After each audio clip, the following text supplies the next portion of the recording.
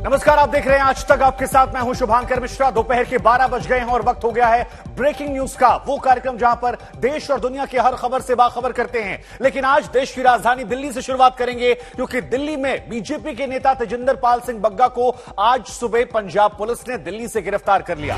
हम आपको बता दें कि बग्गा को लेकर पुलिस की टीम पंजाब के लिए निकल पड़ी है। लेकिन अब एक बड़ी खबर आ रही है, और यह खबर यह है कि हरियाणा में पंजाब पुलिस की गाड़ी को रोक लिया गया है। यह मामला अब सीधे बीजेपी बनाम केजरीवाल होता जा रहा है। और इस बीच तेजिंदर पाल सिंह बग्गा की गिरफ्तारी का वीडियो भी सामने आया है।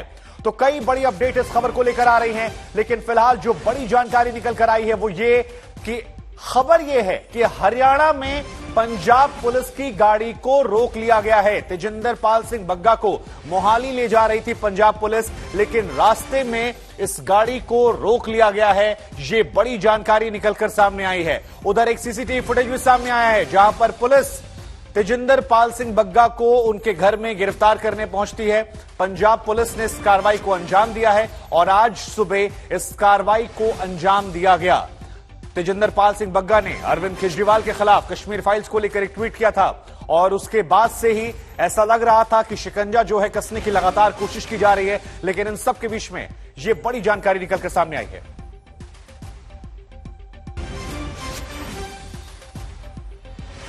और इस वक्त हमारे साथ हमारे दो संवाददाता जुड़ रहे हैं। हिमांशु जुड़ रहे हैं हमारे साथ, और हमारे साथ चंडीगढ़ से हमारे एक और संवाददाता सतेंद्र जुड़ रहे हैं। सबसे पहले हिमांशु, मैं आपके पास आऊंगा। खबर आ रही है कि दिल्ली में अपहरण का केस दर्ज किया गया है। यह केस किस आधार पर किया गया है, और आज सुबह जो कुछ हुआ उसके बाद क्या हलचल दिल्ली में? देखिए, इस वक्त मैं जनकपुरी थाने के बाहर ही शुभांकर मौजूद हूं। देखिए, यही वो थाना है, और जैसे ही लोगों को पता लगा कि पंजाब पुलिस पहुंची है और तेजिंदर बग्गा को यहां से पकड़ के ले गई है, उसके तुरंत बाद जो दिल्ली प्रदेश बीजेपी के नेता हैं वो सभी लोग ट्वीट करने लगे, और देखते ही देखते थाने के बाहर यहां पर लोगों की भीड़ इकट्ठी होने शुरू हो गई। और इसी तरीके की नारेबाजी जो शुभांकर आप देख रहे हैं वो थाने के अंदर भी हो रही थी। और उसके बाद पुलिस ने फिलहाल सभी समर्थकों को बाहर कर दिया है। और दिल्ली पुलिस का कहना है कि एक जो कंप्लेन है वो केजरीवाल जो तेजिंदर बग्गा है उनकी तरफ से दी गई, उनके पिता की तरफ से दी गई थी, प्रीतपाल सिंह की तरफ से, कि उनको पंच मारा गया है।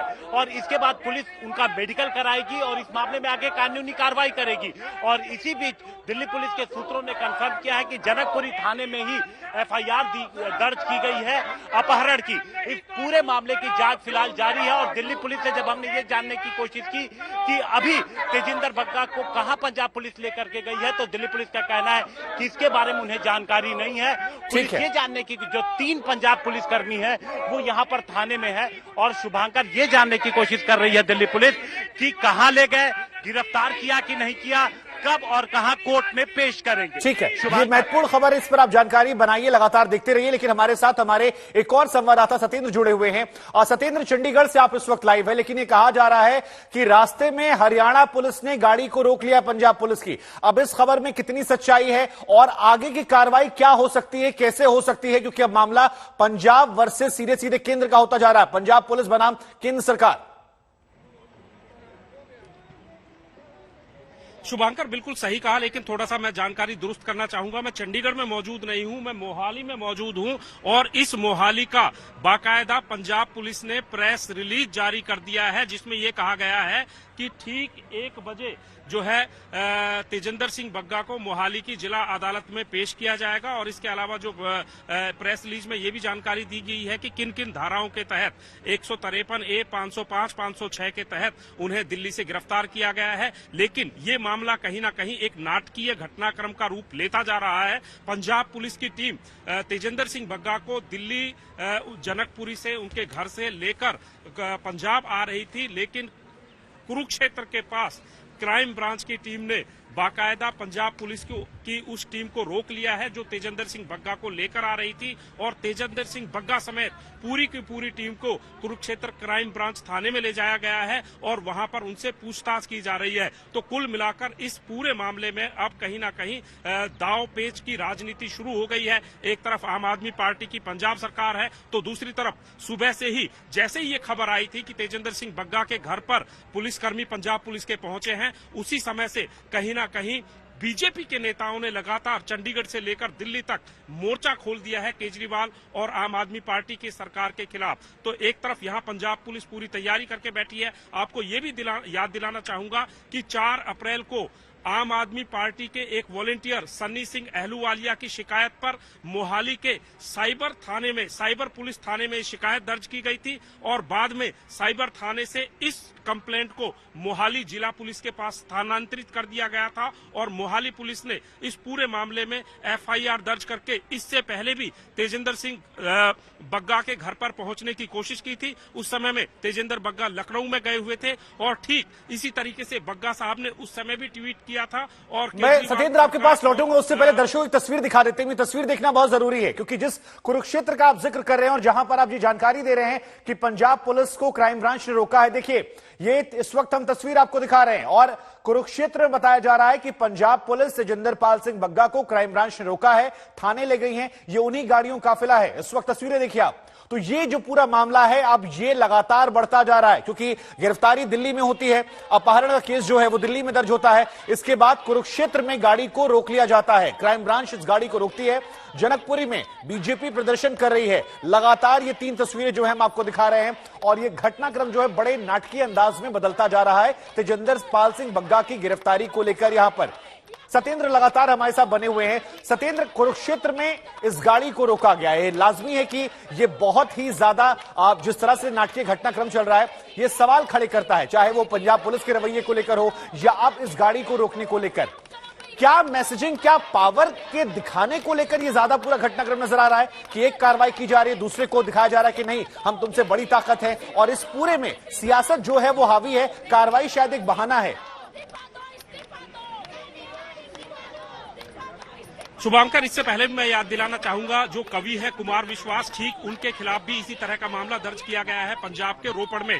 कांग्रेस की नेता है अलका लांबा, उनके खिलाफ भी मामला दर्ज किया गया है पंजाब के रोपड़ में। और दिलचस्प ये है कि अलका लांबा ने पंजाब और हरियाणा हाईकोर्ट में इस एफआईआर को लेकर उसके खिलाफ एक याचिका दर्ज की है जिसकी सुनवाई आज है। और इससे ठीक पहले कुमार विश्वास को पंजाब हरियाणा हाईकोर्ट ने राहत दी है, लेकिन तेजिंदर सिंह बग्गा का भी उसी तरीके से मामला दर्ज किया गया था। और ये मैं आपको याद दिलाना चाहूंगा, कश्मीर फाइल्स एक मूवी आई थी और उस मूवी के खिलाफ जो है तेजिंदर सिंह बग्गा केजरीवाल के खिलाफ प्रोटेस्ट कर रहे थे और क्योंकि इस मूवी को पहले टैक्स फ्री कराने की मांग की गई थी, लेकिन केजरीवाल के बयान के बाद तेजिंदर सिंह बग्गा उसको लेकर प्रोटेस्ट कर रहे थे। उस प्रोटेस्ट को लेकर ही ये तनातनी हुई थी। बिल्कुल बिल्कुल सत्येंद्र, देखिए जो बात आप कह रहे हैं ये बात बिल्कुल सच है। हालांकि अरविंद केजरीवाल पहले भी कह चुके हैं कि अगर उन्हें पुलिस मिली तो कुछ लोगों पर वो कार्रवाई कर सकते हैं, ऐसा उनका एक पुराना बयान भी इन दिनों वायरल हो रहा है। लेकिन जरा ये समझाइए दर्शकों को कि कुरुक्षेत्र में जो ये गाड़ी रोकी गई है यहां से क्या हो सकता है, कुरुक्षेत्र में जो घटनाक्रम चल रहा है उसको लेकर क्या जानकारी आ रही है, आगे क्या हो सकता है? क्या बग्गा मोहाली जाएंगे या उससे पहले कोई और नाटकीय घटनाक्रम यहां देखने को मिल सकता है? देखिए शुभांकर, इस पूरे मामले ने नाटकीय घटनाक्रम का रूप तो ले ही लिया है, इसमें किसी तरह का कोई अब दो राय बचा नहीं है। एक बात, अहम बात यहां पर मैं बताना चाहूंगा कि जो ये पंजाब पुलिस की टीम है जो दिल्ली गई थी तेजिंदर सिंह बग्गा को गिरफ्तार करने, इनके खिलाफ भी दिल्ली में मामला दर्ज हो चुका है। और सबसे अहम बात यह है कि जो तेजिंदर सिंह बग्गा के पिताजी हैं उन्होंने बाकायदा ये कहा है कि दिल्ली पुलिस के कर्मियों ने उनके साथ मारपीट की है। सुबह तेजिंदर सिंह बग्गा या अन्य ट्वीट भी आप देखें तो उसमें ये कहा गया कि 50 लोगों की टीम उनको गिरफ्तार करने की गई थी। और जब अब ये एफआईआर हो गई है, उस एफआईआर के आधार पर हरियाणा पुलिस को ये सूचना दी गई है कि इस तरीके से दिल्ली से एक शख्स को पंजाब पुलिस जबरन ले जा रही है। उसी सूचना के आधार पर कुरुक्षेत्र पुलिस ने बाकायदा जीटी रोड पर नाका लगाकर इस टीम को रोका है और अब उन पुलिस कर्मियों और तेजिंदर बग्गा दोनों से ही पूछताछ की जा रही है। फिलहाल ये मामला कहीं ना कहीं एक राजनीति के साथ साथ नाटकीय घटना बिल्कुल राजनीतिक ताकत की नुमाइश जो है वो दोनों तरफ से जारी है, चाहे दिल्ली में तेजिंदर पाल सिंह बग्गा को उठाने की बात हो, गिरफ्तार करने की, या कुरुक्षेत्र की इस वक्त जो लाइव तस्वीरें हम आपको दिखा रहे हैं यहां पर नाटकीय ढंग से बैरिकेडिंग लगाकर पुलिस के काफिले को रोकने की। तो हम आपको बड़ी जानकारी दे दें। सबसे बड़ी जानकारी ये कि बग्गा को गिरफ्तार किया गया। उसके बाद दूसरी बड़ी जानकारी ये कि दिल्ली में एक मामला दर्ज किया गया है बग्गा के पिता के हवाले से, जिन्होंने आरोप लगाया कि पंजाब पुलिस ने उनके चेहरे पर मुक्का मारा है। उनकी भी जांच की जाएगी। अगर मेडिकल टेस्ट के बाद निकलता है तो आगे पुलिस वालों पर भी एफआईआर दर्ज हो सकती है। तीसरी बड़ी बात यह निकल कर आती है कि दिल्ली पुलिस ने जो बातें कही उसके आधार पर हरियाणा पुलिस को एक मैसेज भेजा जाता है और हरियाणा पुलिस उसी के आधार पर नाकाबंदी करती है। नाकाबंदी करने के बाद फिलहाल जो ये लाइव तस्वीरें आप देख रहे हैं, यहां पर कुरुक्षेत्र में उन पंजाब पुलिस के जवानों को, तेजिंदर पाल सिंह बग्गा को, इन सभी को फिलहाल रोक लिया गया है। थाने में उनसे बातचीत की जा रही है, पूछताछ की जा रही है। यानी कुल मिलाकर एक के बाद एक घटनाक्रम जो है वो बड़ी तेजी से बदल रहा है। तो दिल्ली में गिरफ्तार हुए हैं, हरियाणा में गाड़ी रुकी है और मोहाली में उनकी पेशी होनी थी। तो तीन राज्यों की पुलिस जो है वो इस वक्त यहां पर इन्वॉल्व है इस पूरे घटनाक्रम में। अब क्योंकि दिल्ली पुलिस जो है वो केंद्र सरकार के अधीन है, हरियाणा में जो पुलिस है वो राज्य सरकार के अधीन है। हरियाणा की बात करेंगे आप तो वहां पर बीजेपी शासित इस वक्त सरकार चल रही है। और इधर कुछ ग्राफिक्स पर जानकारी हम आपको दे दें। घर से गिरफ्तार करके तेजिंदर पाल सिंह बग्गा को पुलिस ले गई है, यह बड़ी जानकारी निकलकर सामने आई है। बग्गा के खिलाफ मोहाली में मामला दर्ज कर लिया गया है और वहां पर पुलिस का इंतजार किया जा रहा है। साइबर सेल ने इस मामले को दर्ज किया था और इसके बाद उनकी गिरफ्तारी हुई है। हालांकि इसके पीछे जो बड़े आरोप लगाए गए हैं वो ये है कि समूहों के बीच में दुश्मनी फैलाने का आरोप है। बग्गा ने कश्मीर फाइल को लेकर ट्वीट किया था, जिसके बाद से पूरा घटनाक्रम तेज हुआ। लेकिन यहां पर तीन तस्वीरें हम आपको दिखा रहे हैं। पहली तस्वीर पुलिस के वाहन की, जब उनके घर के बाहर सीसीटीवी कैमरे में तमाम तस्वीरें कैद होती हैं। लेकिन दिल्ली पुलिस ने यहां पर भी अपहरण का केस दर्ज किया है, क्योंकि तेजिंदर पाल सिंह बग्गा के पिता का यह कहना था कि बड़ी संख्या में जवान आते हैं, उनके चेहरे पर मुक्का मारते हैं और उनके बेटे को यहां से वो लेकर चले जाते हैं। ये बड़ी बात जो है ये तेजिंदर पाल सिंह बग्गा के पिता के हवाले से कही गई है। इसके बाद एक अपहरण का केस जो है वो भी दर्ज किया गया है, जिसके आधार पर कुरुक्षेत्र में गाड़ी को रोक लिया है। क्योंकि दिल्ली में जो ये केस दर्ज हुआ, इसके बाद दिल्ली पुलिस ने हरियाणा पुलिस को जानकारी दी कि इस तरह से एक शख्स को दिल्ली से ले जाया गया है और इस आधार पर कुरुक्षेत्र में गाड़ी रोकी गई है, जो सबसे बड़ी इस वक्त लेटेस्ट न्यूज है इस पूरे घटनाक्रम को लेकर। और तीसरी तस्वीर जो हम आपको दिखा रहे हैं वो जनकपुरी में बीजेपी के कार्यकर्ताओं के प्रदर्शन की है।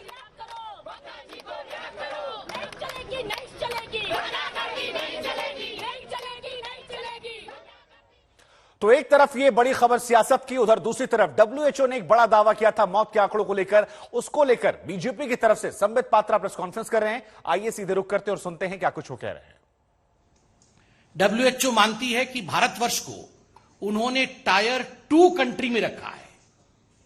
मतलब प्रथम स्तर का देश अलग है, हम द्वितीय स्तर के देश हैं। भारत सरकार ने कई बार पूछा है डब्ल्यूएचओ से, आखिर भारत टायर 2 कंट्री क्यों है। हमारे पास एक रोबोस्ट सिस्टम है रजिस्ट्रेशन का, कोई आज का नहीं है। जब हमारी सरकार नहीं थी तब भी यह सिस्टम प्लेस में था। उसके बावजूद आपने आर्बिटरीली जो क्राइटेरिया आपने टायर 2 में रखने के लिए बनाया है, that is inaccurate and inconsistent. एक इनकंसिस्टेंट और एक काल्पनिक, एक अजम्पशन के आधार पर आपने भारतवर्ष को टायर 2 में रखा है। भारतवर्ष इसको अपना अपमान मानती है और भारत ने स्पष्ट रूप से कहा है कि यह उचित नहीं है। इसका भी कोई कम्युनिकेशन भारतवर्ष को नहीं मिला है। तीसरी बात है, आपको जान के आश्चर्य होगा, India is not a small country, कोई छोटा सा देश नहीं है। इंडिया में एक होमोजेनिटी नहीं है कि सारे पॉपुलेशन एक जैसे होंगे, सारे राज्य एक जैसे काम करेंगे। और जो कोरोना पॉजिटिविटी रेट है ये पूरे देश में, पूरे भारतवर्ष में सभी राज्यों में एक ही पॉजिटिविटी रेट होगी, ऐसा संभव नहीं है। ज्योग्राफिकल वेरिएशंस होंगे, स्पेस एंड टाइम वेरिएशंस होंगे। उसके बावजूद डब्ल्यूएचओ ने एक यूनिफॉर्मिटी के साथ पूरे देश पर एक ही पॉजिटिविटी रेट लगाया है, जो कि छोटे देशों के लिए और छोटे स्थानों के लिए तो हो सकता है, मगर भारतवर्ष जैसे 1.3 बिलियन वाली कंट्री के लिए, जहां 135 करोड़ देशवासी हो, वहां एक ही यूनिफॉर्मिटी के साथ आप क्राइटेरिया लगाएं, यह उचित नहीं है। भारतवर्ष ने अपने कम्युनिकेशंस में स्पष्ट रूप से लिखा है, वन साइज फिट ऑल, एक ही साइज सबके लिए लगेगा। यह फॉर्मूला भारतवर्ष के लिए सटीक नहीं बैठ सकता। एक्स्ट्रापोलेशन ऑफ डाटा, छोटे से डाटा को लेकर आप पूरे हिंदुस्तान के लिए एक्स्ट्रापोलेट कर दे, यह भारतवर्ष के लिए हो नहीं सकता है। आपको आश्चर्य होगा कि डब्ल्यूएचओ ने जो कैलकुलेशन किया है इस मॉडल में, एक बहुत सारे आयाम है। एक आयाम मैं बताता हूं जिसमें उन्होंने death rate is inversely proportional to the temperature. अगर गर्मी ज्यादा होगी तो डेथ रेट कम होगा, गर्मी कम होगी, जिन स्थानों पे गर्मी कम है वहां डेथ रेट ज्यादा है। इस प्रकार का कैलकुलेशन इस मॉडल में डब्ल्यूएचओ ने किया है। आप खुद बताइए, मॉडल में तो कैलकुलेशन किया है, मगर डब्ल्यूएचओ ने खुद अपने आप इस विषय को अभी तक सब्सटैंशिएट नहीं किया है कि Covid death has something to do with temperature के साथ, बाह्य टेम्परेचर के साथ, तापमान के साथ कोविड डेथ का कुछ लेना देना है। इसने इस विषय को लेकर WHO ने खुद प्रतिपादित नहीं किया है, किंतु इस रिपोर्ट में डेथ रेट कैलकुलेशन में यह करती है। देखिए, अंत में इतना ही मैं कहना चाहता हूं कि एक राजनीतिक विषय नहीं है, यह हिंदुस्तान के गरिमा का विषय है। भारतवर्ष ने जिस प्रकार से यह लड़ाई लड़ी कोविड के खिलाफ, जिस प्रकार से हम कोविड को हराने में सक्षम हुए हैं, जिस प्रकार से एक वैक्सीनेशन सिस्टम चल रहा है, भारतवर्ष में एक रोबोस्ट जनगणना, registry of death and birth, इस सब का एक रोबोस्ट सिस्टम है। उस सिस्टम से बाहर जाके हम अनकन्फर्म्ड सोर्सेस से डेटा लें और एक मैथमेटिकल मॉडल के आधार पर डेटा एक्सट्रापोलेट करके आंकड़ों का हेरफेर करे, यह उचित नहीं है।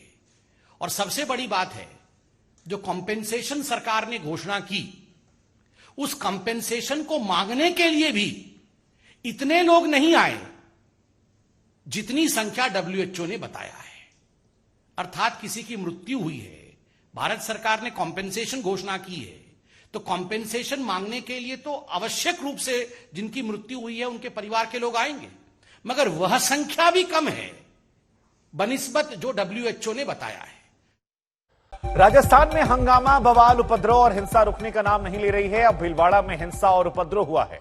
हालात इस कदर बिगड़ गए हैं कि पूरे इलाके में इस वक्त तनाव है। इंटरनेट सेवाओं को रोक दिया गया है और आरोप प्रत्यारोप का दौर भी लगातार यहां पर जारी है।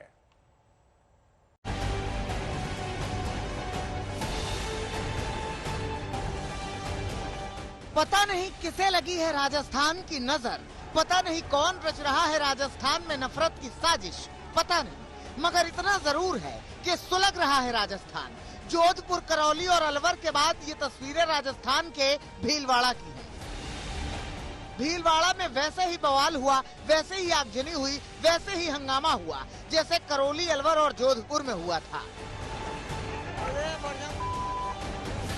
आरोप है कि भीलवाड़ा के सांगानेर में बुधवार की रात करबला रोड पर बैठे समुदाय विशेष के 2 लोगों पर कुछ लोगों ने हमला कर दिया, उन्हें बुरी तरह पीटा और उनकी बाइक को आग के हवाले कर दिया। हमले के बाद हंगामा शुरू हुआ। राजस्थान के अलवर, करौली और जोधपुर के बाद अब अति संवेदनशील जिले भीलवाड़ा में भी सांप्रदायिक तनाव देखने को मिला। यहाँ के उपनगर सांगानेर में ये करबला शरीफ है, यहाँ रात को 2 बैठे हुए लोगों पर नकाबपोश लोगों ने हमला कर उन्हें घायल कर दिया। और ये जो आप देख रहे हैं, ये जो बाइक, जली हुई बाइक के अवशेष आपको नजर आ रहे हैं, इस बाइक को आग लगा दी थी। पुलिस को आरोपियों की गिरफ्तारी की मांग कर रहे लोगों को समझाने में काफी मशक्कत करनी पड़ी, तब जाकर भीड़ की पिटाई से लहूलुहान हो चुके घायलों को महात्मा गांधी अस्पताल में भर्ती कराया गया। पुलिस हमलावरों की तलाश में कई जगह दबिश डाल रही है। हालांकि पुलिस को अभी तक हमले की कोई ठोस वजह नहीं पता चल सकी है।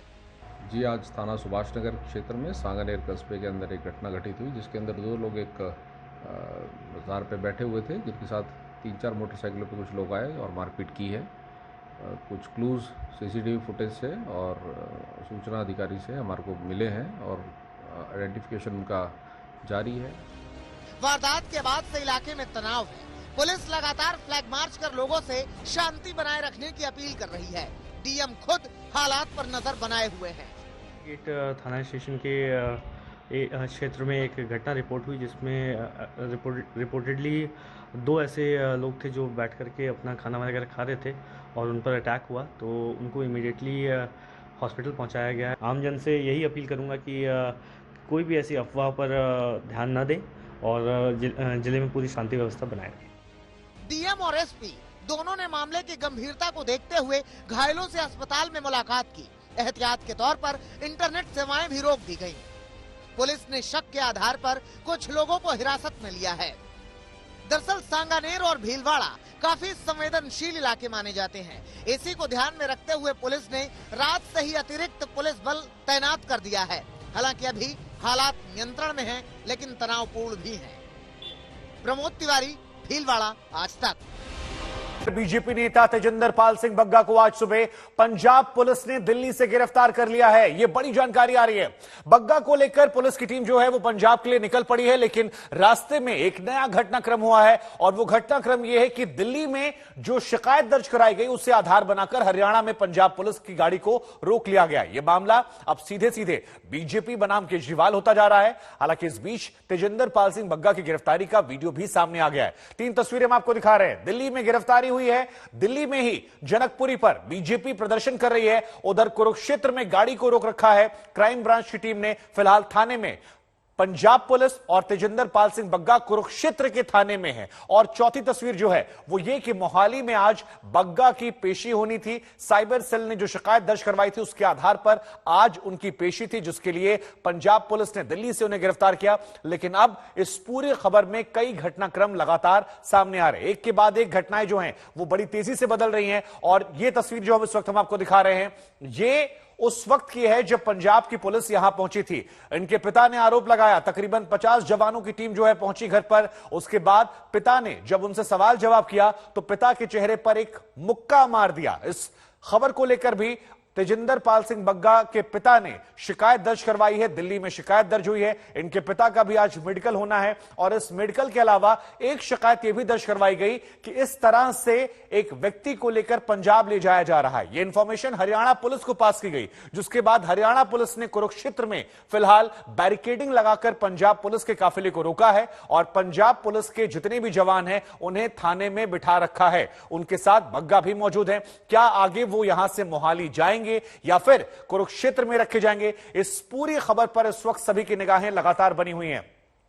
लेकिन सियासी घटनाक्रम जो है वो बड़ी तेजी से बदल रहा है और अलग अलग जगहों पर अलग अलग चीजें हो रही है। 3 राज्यों की पुलिस जो है वो इस वक्त इस पूरे घटनाक्रम में एक्टिव हो चुकी है। अलग अलग राज्यों की तरफ से अलग अलग धाराओं में केस जो हैं वो दर्ज किए जा रहे हैं। लेकिन आज तेजिंदर पाल सिंह बग्गा के घर पर पुलिस पहुंचती है और इसके बाद यहां पर यह कार्रवाई होती है। जो बड़ी जानकारी निकल कर आ रही है, अभी लेटेस्ट सबसे नई अपडेट जो है वो ये है कि तेजिंदर पाल सिंह बग्गा को लेकर पंजाब पुलिस जा रही थी, लेकिन हरियाणा पुलिस ने कहा कि दिल्ली पुलिस से कहने पर हमने यहां पर इस गाड़ी को, इस काफिले को रोक लिया है। पंजाब पुलिस बग्गा को लेकर मोहाली की तरफ जा रही थी, लेकिन क्योंकि दिल्ली पुलिस ने अपहरण का मामला दर्ज किया है, गिरफ्तार करने वाले पुलिस वालों पर दिल्ली में केस दर्ज किया गया है, लिहाजा पंजाब पुलिस की टीम को कुरुक्षेत्र में रोक लिया गया। उस अपहरण केस के सिलसिले में हरियाणा में इस वक्त यह सुनवाई लगातार जारी है और वहां पर तेजिंदर पाल सिंह बग्गा समेत तमाम जो पुलिसकर्मी है वो मौजूद है।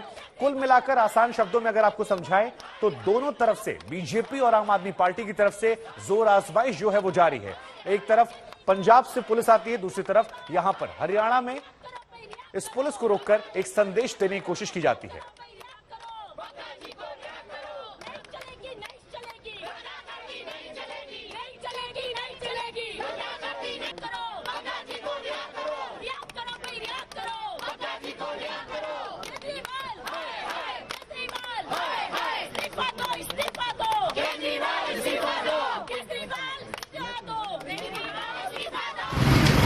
उनका ये घर है और ये घर की तस्वीर है। सुबह तकरीबन जो परिवार वाले, उनके भाई है जो बता रहे हैं कि 8:30 बजे के आसपास की ये पूरी घटना है। उस वक्त घर के अंदर कोई भी सदस्य जो है वो मौजूद नहीं था, सिर्फ तेजिंदर पाल सिंह बग्गा और उनके फादर यहाँ पर मौजूद थे। वो यहाँ पर फोन कर रहे थे, अपनी वाइफ को इन्फॉर्म कर रहे थे, पुलिस से इन्फॉर्म बात कर रहे थे। इसी दौरान उनका ये आरोप है कि जो पंजाब पुलिस है उन्होंने उनको वक्त नहीं दिया, टाइम नहीं दिया, ड्रेसिंग करने का भी टाइम नहीं दिया और उनका फोन जो है वो छीन लिया और तेजिंदर को जो है वो लेकर के चले गए। हालांकि दिल्ली पुलिस इस पूरे मामले के अंदर छानबीन कर रही है कि आखिर ये वाकया कितने बजे का हुआ, क्योंकि जब भी इस तरीके की किसी दूसरे स्टेट के अंदर अगर गिरफ्तारी या कुछ लिया जाता है तो उसको स्टेट पुलिस से जो है वो बातचीत करनी होती है, उनको इंटीमेट जो है वो करना होता है। क्या दिल्ली पुलिस को इंटीमेट किया गया या नहीं किया गया, ये पूरी जांच का विषय है। और लगातार दिल्ली पुलिस आसपास, क्योंकि इस पूरे मामले की कोई वीडियो जो है वो अब तक सामने नहीं आई है और ऐसे में दिल्ली पुलिस आसपास के जितने भी लोग हैं, पड़ोसी हैं, नेबर हैं, उन सबसे बातचीत कर रहे हैं, पूछताछ कर रहे हैं। सीसीटीवी फुटेज को खंगालने की कोशिश जो है वो यहाँ पर लगातार की जा रही है। पॉल में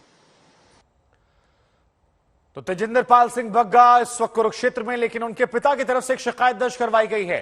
तेजिंदर पाल सिंह बग्गा के पिता से आज तक ने बातचीत की, वो बातचीत हम आपको सुनाते हैं।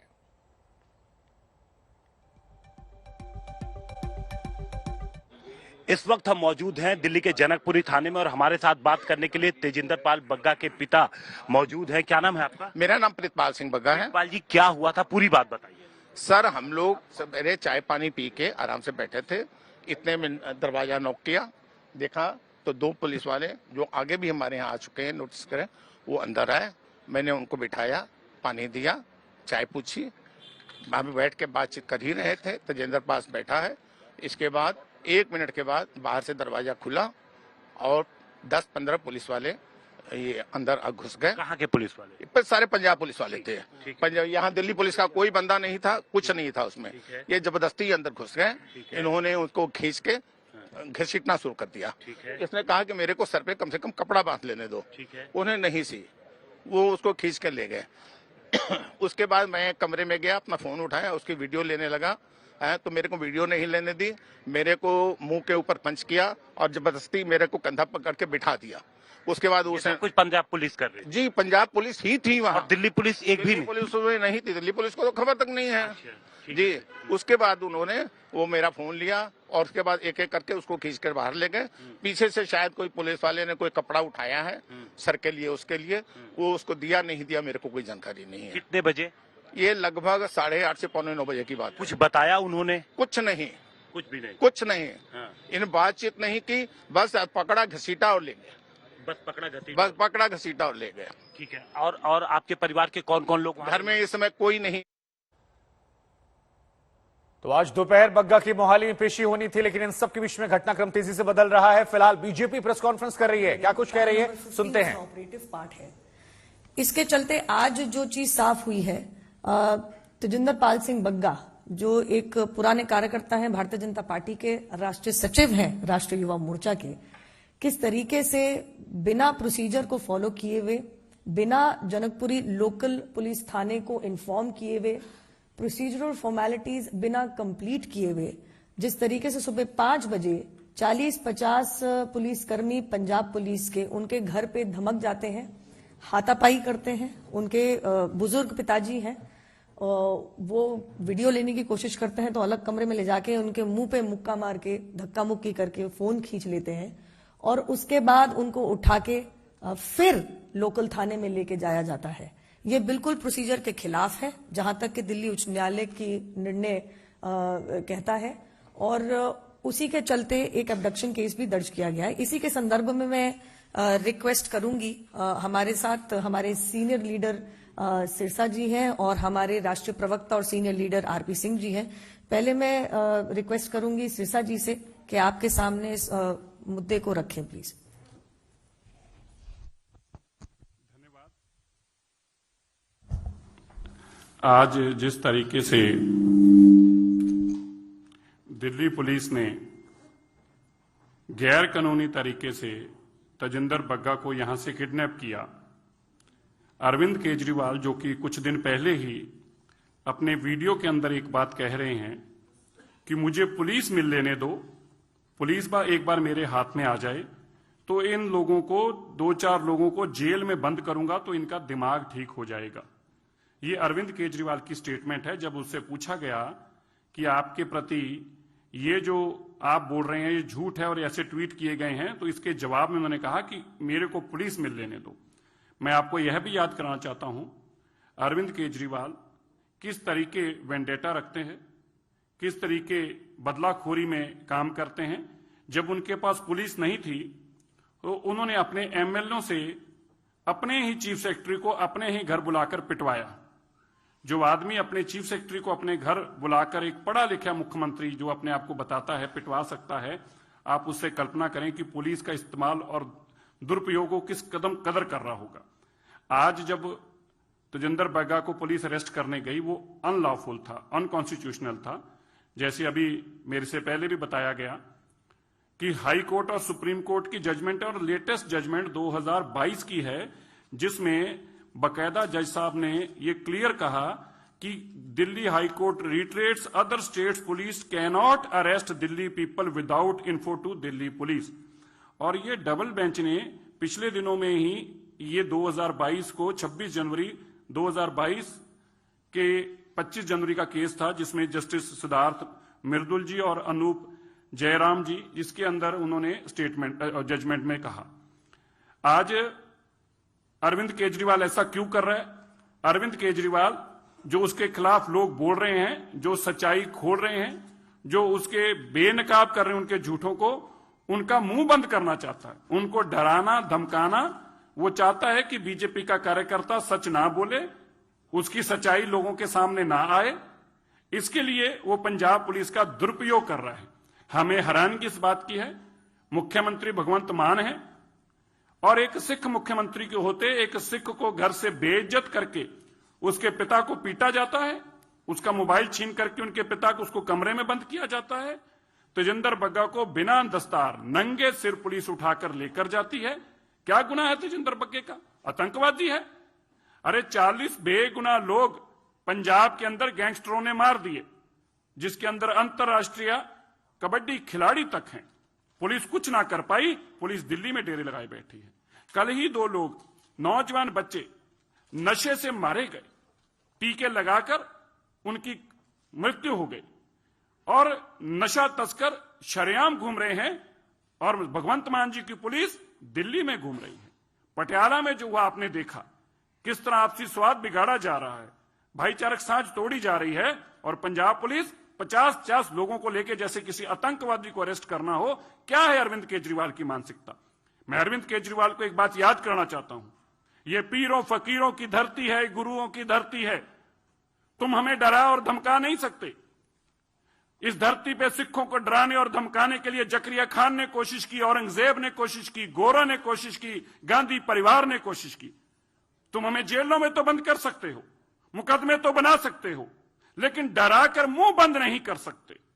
और इनसे आपसे पहले भी जिन लोगों ने ऐसा करने की कोशिश की, आज उनका हाल हशर देख लीजिए। मुकदमों में, जेलों में बंद पड़े हैं। देश का कानून है और देश के कानून में किसी सूरत में किसी को उस कानून को तोड़ने नहीं दिया जाएगा। दिल्ली पुलिस ने किडनैपिंग का मुकदमा दर्ज किया है, क्योंकि आप किसी पुलिस के स्टेट में जाएंगे बिना उस पुलिस के लोकल पुलिस स्टेशन की जानकारी में, लोकल पुलिस को साथ ले जाकर जब तक उसको अरेस्ट नहीं करते, it amounts to a kidnapping, illegal detention. आप गैर कानूनी तरीके से तेजिंदर बग्गा को अरेस्ट कर ले जाने की आपने जो कोशिश चेष्टा की है, दिल्ली के अंदर मुकदमा दर्ज हुआ है। हरियाणा में जो भी जानकारी मिल रही है मीडिया के माध्यम से, कुरुक्षेत्र में दिल्ली पुलिस के आगरा के ऊपर की किडनैपिंग हुई है और ये सारी किडनैपिंग करने के बाद 3 पुलिस वाले जाते हैं बताने के लिए कि हमने जी आदमी किडनैप कर लिया। क्या बात है? आप अरविंद केजरीवाल की दलेरी देखो। अरविंद केजरीवाल, तुम जितनी मर्जी कोशिश कर लो, पंजाब देश के लोग आज देख रहे हैं किस कदर तुम बदलाखोरी के ऊपर उतर आए हो। अभी तो तुम्हें एक स्टेट की सत्ता मिली है। आप सोच के कल्पना करके देखिए कि आदमी कितना खतरनाक है। 1980 के दशक वाले रास्ते पर सिखों को ला रहा है, पंजाब को उसी रास्ते पर ले जा रहा है।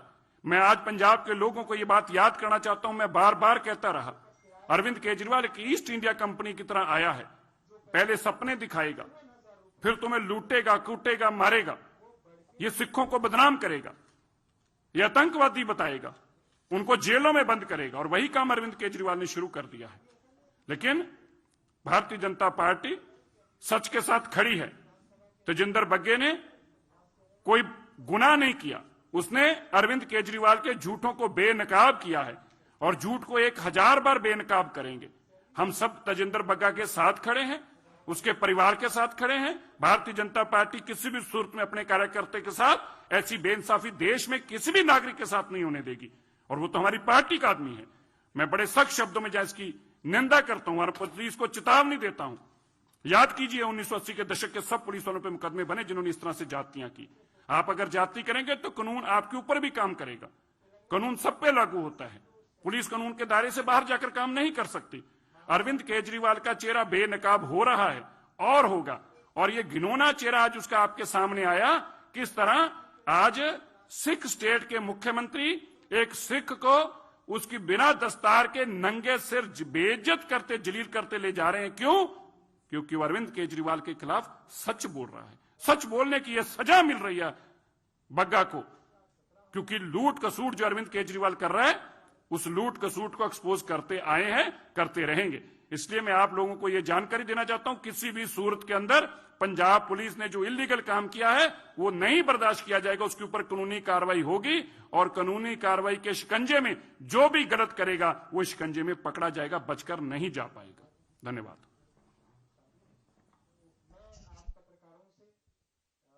एक बार फिर सीए को लेकर सियासत गर्मा गई है। इस बार बंगाल दौरे पर पहुंचे गृहमंत्री ने कहा कि देश में सीए लागू होकर रहेगा। गृहमंत्री के इस बयान पर मुख्यमंत्री ममता बनर्जी ने एक बार फिर चुनौती डाली और ये कहा कि पहले संसद से आप इस बिल को पास तो करवा लें। परिवर्तन के संकल्प की मुट्ठी भींचिए, भारत माता की। फिर सीए पर सियासी घमासान है। सीए का चिन्ह फिर से निकला है और सियासत की शुरुआत हुई है पश्चिम बंगाल से, जहां गृहमंत्री अमित शाह दौरे पर हैं। दौरे के पहले ही दिन गृहमंत्री ने सीए पर बयान दिया। ममता के गढ़ सिलीगुड़ी में रैली के दौरान शाह ने ऐलान कर दिया कि सीए था, है और हकीकत भी बनेगा। बस कोरोना काल के खत्म होने का इंतजार है। तृणमूल कांग्रेस सीए के बारे में अफवाहें फैला रही है कि सीए जमीन पर लागू नहीं होगा।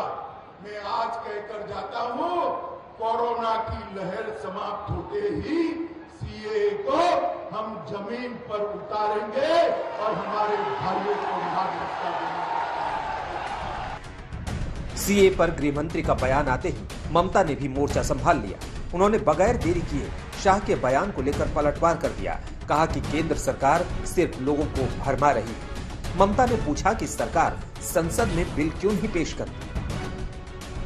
देखिए, this is their time, they have not amended even AOC, that is lapse, the bill is also lapse. Why they have not bringing this bill to this parliament, and why they are asking me? They should have asked their minister who are raising this care issue every day. It is their internal matter. They are imposing it to other political parties. It is not that you are playing the ball. It cannot play. You cannot play one-sided. It is both-sided. ममता सरकार पहले से CA के खिलाफ रही है। 27 जनवरी 2020 को ही पश्चिम बंगाल विधानसभा में CA के खिलाफ प्रस्ताव पास कर दिया गया था। टीएमसी का आरोप है कि सीए देश के अल्पसंख्यकों को प्रताड़ित करने के लिए है। अब गृहमंत्री अमित शाह के बयान को लेकर फिर ममता सरकार ने वही बागी अंदाज दिखा दिया है। वैसे सीए पर सियासी अदावत से हटकर भी गृहमंत्री शाह ने ममता सरकार को घेरा। उन्होंने आरोप लगाया कि राज्य में कटमनी और हिंसा का राज है, भ्रष्टाचार चरम पर है। इसे लेकर भी ममता का पलटवार हुआ। आज बंगाल के अंदर अत्याचार कम हुआ है क्या? जोर से बोलिए, हुआ है क्या? कटमनी बंद हुआ है क्या? भ्रष्टाचार बंद हुआ है क्या? कि यहाँ पर कानून का राज नहीं है, यहाँ पर जो सत्ता में है उनकी इच्छा का राज चल रहा है। बयानबाजी चलते हैं, घर से ईडी को ऑपरेट करते हैं, सीबीआई को ऑपरेट करते हैं, इनकम टैक्स को ऑपरेट करते हैं, और जो भी गंदा काम है उसको ऑपरेट करते हैं, और राज्यों में कैसे आग लगे इसको फैलाने के लिए वो ऑपरेट करते हैं होम मिनिस्ट्री से। एक दुख की बात है, उन्होंने देश को टुकड़ा करने चाहता है। हम देश को एकता बनाने के लिए, एकता करके रखने चाहते हैं। सारे जहां से अच्छा हिंदुस्तान हमारा वक्तव्य है, और उसका वक्तव्य है सब तोड़ दो, फाड़ दो, आग जला दो। We don't accept this. Mamata सरकार और केंद्र के बीच मुद्दों पर तनातनी नया नहीं है। अब एक बार फिर से वही तस्वीर दिख रही है। ममता और बीजेपी की सियासी अदावत के बीच आज कोलकाता के विक्टोरिया मेमोरियल में अहम कार्यक्रम है। कार्यक्रम संस्कृति मंत्रालय का है। न्योता राज्यपाल जगदीप धनखड़ को भी है, लेकिन मुख्यमंत्री को निमंत्रण नहीं भेजा गया। अब इस मसले पर भी सियासत तेज होने की उम्मीद है। कोलकाता से अनुपम मिश्रा के साथ आज तक ब्यूरो।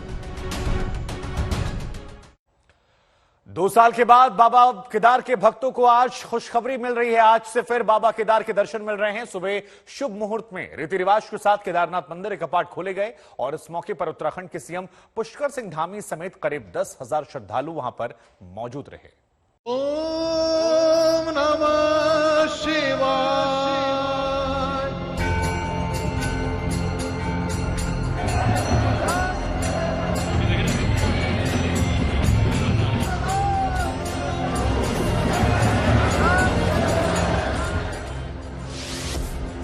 2 साल बाद खुल गए कपाट, पूरा हुआ इंतजार।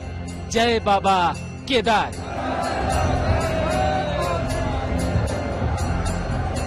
घड़ी जैसे ही सुबह 6:25 पर पहुंची, बाबा केदार के भक्तों की मुंह मांगी मुराद पूरी हो गई। 2 साल का लंबा इंतजार खत्म हुआ और श्रद्धालुओं को बाबा केदार के दर्शन हुए। 2 साल से केदारनाथ यात्रा कोरोना के साए में रही।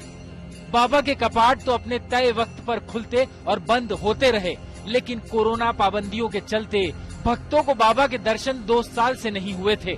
आखिरकार दुश्वारियों का वक्त बीता और बाबा ने भक्तों को दर्शन भी दिए और आशीर्वाद भी दिया। कपाट खोलने की रस्म, परंपरा और रीति रिवाजों के साथ पूरी की गई। शुभ मुहूर्त पर केदारनाथ के प्रधान पुजारी के आवास से आर्मी बैंड के साथ बाबा केदार की डोली को मंदिर परिसर की ओर लाया गया और जय बाबा केदार के उद्घोष के बीच कपाट खोल दिए गए।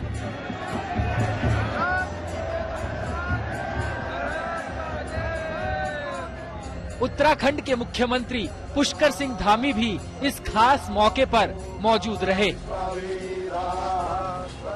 केदारनाथ मंदिर को करीब 15 क्विंटल फूलों से सजाया गया है। आज कपाट खुलने के मौके पर दर्शनों के लिए 10,000 से ज्यादा श्रद्धालु मौजूद रहे। 31 मई तक केदारनाथ यात्रा के लिए 1,90,000 श्रद्धालुओं का रजिस्ट्रेशन हो चुका है। हेलीकॉप्टर से केदारनाथ यात्रा के लिए 5 जून तक एडवांस बुकिंग हो चुकी है।